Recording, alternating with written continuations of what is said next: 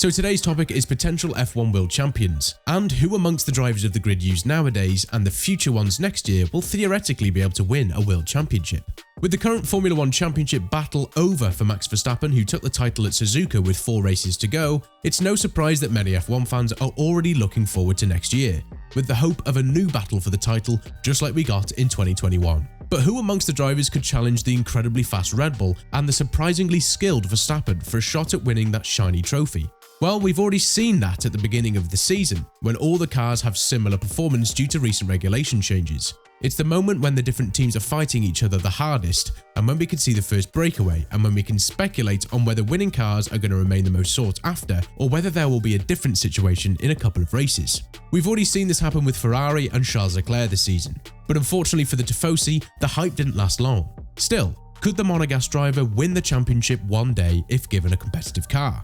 The answer to this day is no, not really. Leclerc has often performed like a top-tier driver, but a few errors here and there keep him from winning races in a row. While often the problem is the team, which builds an unreliable car leading to a driver to struggle, we've seen Charles Leclerc make mistakes, and many of them cost him a victory or a bunch of points that would have been useful in the title fight.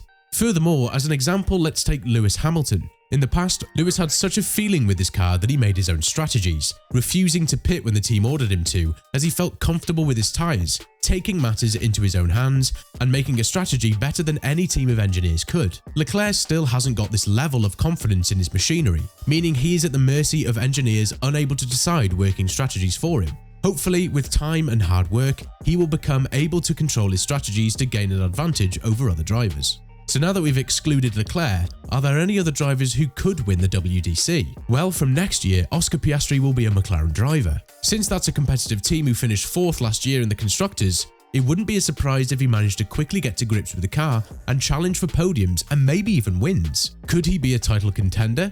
Yes, but only if McLaren works hard on research and development to create a car that delivers results while still being reliable. The other rookie we'll see next season is Nick de Vries, but since he's driving for AlphaTauri, a team that struggled a lot this season despite having the same engine as Red Bull, it's hard to honestly see him as a threat to the championship trophy. Of course, this is just speculation, and in the past, we've seen how drivers expected to win a WDC end up just being another brick in the wall, like Daniel Ricciardo. With a rookie season at Red Bull worthy of the best drivers ever, he, unfortunately, made the bad decision to leave Red Bull in 2018, ending up in a series of midfield teams that never really delivered what he was promised. The reason why we surely won't see him race in Formula 1's next season. One last driver that is a candidate to win the World Drivers' Championship next season is George Russell.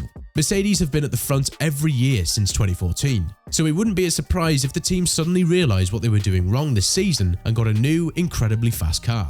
George Russell has some great talent, as shown in the 2020 Sakhir Grand Prix when he replaced Lewis Hamilton and almost ended up winning his debut race for Mercedes.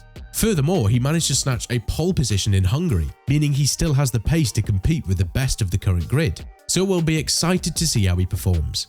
What do you think? Who, in your opinion, will win next year's WDC? Let us know with a comment below. And don't forget to subscribe, because at 10,000 subscribers, we will submit our own driver and try to make him a world champion. No, not really, but you should subscribe anyway.